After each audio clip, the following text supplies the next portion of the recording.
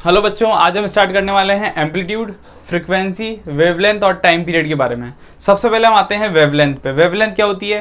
तो कोई भी एक वेव के दो कंप्रेशंस और दो रेयर फ्रैक्शंस के बीच की डिस्टेंस जो होती है उसी को हम कहते हैं वेवलेंथ। सर समझ नहीं आया।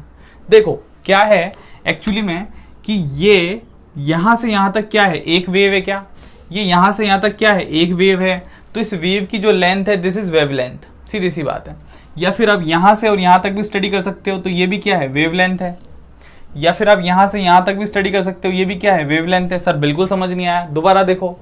एक और एग्जांपल से लेते हैं। जैसे यहाँ पे इस एक वेव की लेंथ आ रही है 1 metre, this is the wavelength. ये वेवलेंथ है यहाँ पे 1 मीटर, ठीक है। इस वेव की जो लेंथ है वो 1 मीटर है, ओके।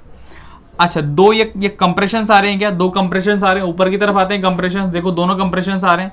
इन दोनों कंप्रेशंस के बीच की लेंथ कितनी है? 1 मीटर। तो ये भी वेवलेंथ है, ठीक है। वेव की लेंथ, दो टॉप पॉइंट्स के बीच की लेंथ भी आप मेजर कर सकते हो, वो भी क्या है, वेवलेंथ है।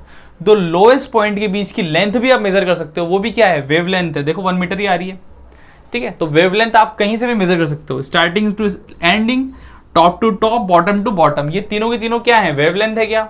बस ये है इसकी वेवलेंथ, ठीक है। अच्छा, दूसरी चीज आती है फ्रीक्वेंसी। फ्रीक्वेंसी क्या होती है? इसको हम म्यू से डिनोट करते हैं। फ्रीक्वेंसी को हम म्यू से डिनोट करते हैं और इसकी यूनिट होती है हर्ज। इसकी यूनिट क्या होती है, हर्ज, ठीक है। अच्छा, अगर डेफिनेशन की बात करें तो number of complete wave produce in 1 second. Number of complete wave produce in 1 second. एक सेकंड में आप कितनी वेव प्रोड्यूस कर सकते हो?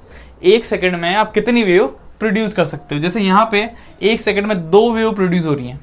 ऐसे कैसे? यहाँ एक सेकंड में 1, 2, 3, 4 वेव प्रोड्यूस हो रही हैं।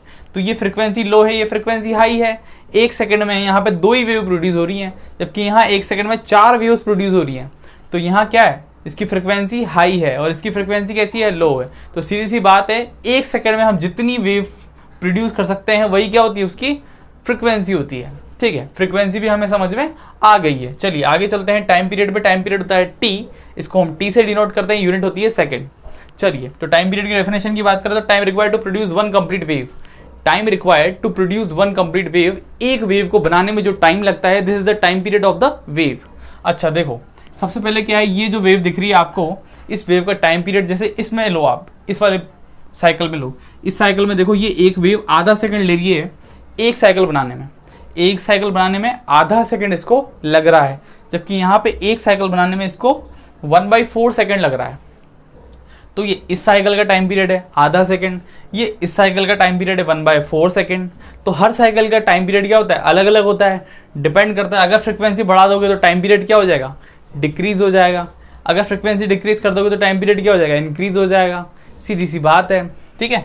तो एक वेव को बनाने में जो टाइम लगता है वही क्या होता है, उसका टाइम पीरियड होता है, ठीक है। इतनी बात हमें समझ आ गई। तो time period is inversely proportional to frequency. अभी मैंने बताया आपको, फ्रीक्वेंसी अगर ज्यादा तो टाइम पीरियड हो जाएगा कम, और फ्रीक्वेंसी है कम तो टाइम पीरियड क्या हो जाएगा, ज्यादा हो जाएगा। क्या सही है? चलो आगे चलते हैं। लास्ट आ गया एम्पलीट्यूड। एम्पलीट्यूड क्या होता है, हम पहले भी बात कर चुके हैं, अब दोबारा से बात कर रहे हैं कि जो मीन पोजीशन होती है, मीन पोजीशन से वेव ऊपर जितनी जाती है नीचे जितनी आती है वही उसका एम्पलीट्यूड होता है। जैसे यहाँ पे देखो, इसकी हाइट काफ़ी अच्छी है तो इसका एम्पलीट्यूड क्या है, बहुत ही ज़्यादा हाई है। जबकि देखो इसकी हाइट बहुत ही छोटी है, बहुत ही यहाँ कम है, तो इसका एम्पलीट्यूड कहता है बहुत ही कम है, बहुत ही छोटा है, ठीक है। तो ये हाई एम्पलीट्यूड हो गया, ये लो एम्पलीट्यूड हो गया। तो मीन पोजीशन से वेव फॉर्म जितना ऊपर जा रही है या जितना नीचे आ रही है वही क्या है, उसका एम्पलीट्यूड है। सीधी सी बात है।